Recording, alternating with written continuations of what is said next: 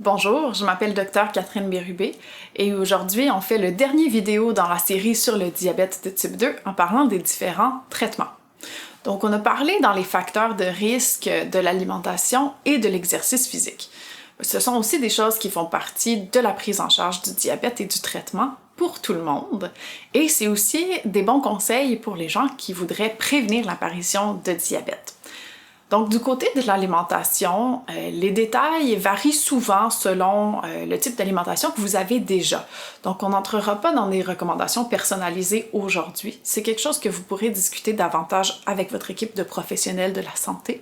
Par contre, de façon générale, une alimentation variée, faible en produits transformés et riche en aliments nutritifs comme des fruits et des légumes est à la base d'un meilleur contrôle du diabète. Du côté de l'exercice physique, c'est aussi une partie très importante du traitement pour tout le monde. Et l'exercice physique peut vouloir dire toutes sortes de choses. Certaines personnes ont des activités très intenses ou s'inscrivent à des gyms, mais des gestes aussi simples qu'aller prendre des marches régulièrement ou que faire quelques exercices musculaires dans le confort de votre maison sont des choses qui peuvent vous aider à mieux gérer votre diabète ou à prévenir son apparition. C'est même important de dire que chez certaines personnes, après avoir reçu le diagnostic de diabète, on est capable de guérir complètement et de retourner à des glycémies normales simplement en faisant des changements du côté de l'alimentation et de l'exercice physique. Par contre, pour toutes sortes de raisons, et on en a parlé un peu lorsqu'on parlait des facteurs de risque de développer du diabète, il y a des choses qui sont hors de notre contrôle. Et malgré une bonne alimentation et de l'exercice physique régulier, parfois on a aussi besoin de prendre d'autres médicaments.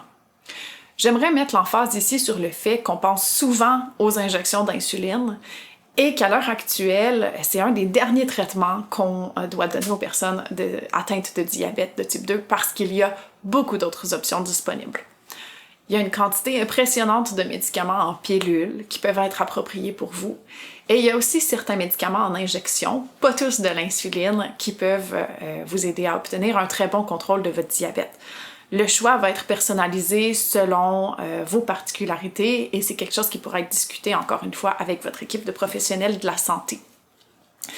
J'aimerais donc conclure avec une note optimiste en disant que le diabète, c'est une maladie qui, dans plusieurs cas, se prévient et se traite sans médicaments, et que lorsqu'on doit avoir recours à des médicaments, il y a vraiment plusieurs options disponibles et c'est une maladie chronique, mais très traitable à l'heure actuelle. Donc j'espère que votre compréhension est meilleure pour cette maladie qui est très fréquente. Pour ceux qui voudraient aller un peu plus loin avec des ressources québécoises et francophones, il y a le site de l'Association québécoise du diabète, donc au diabète.qc.ca. Donc, ça termine notre série vidéo sur ce sujet et j'espère que ça vous a plu. Au plaisir de vous voir pour d'autres séries sur des maladies fréquentes.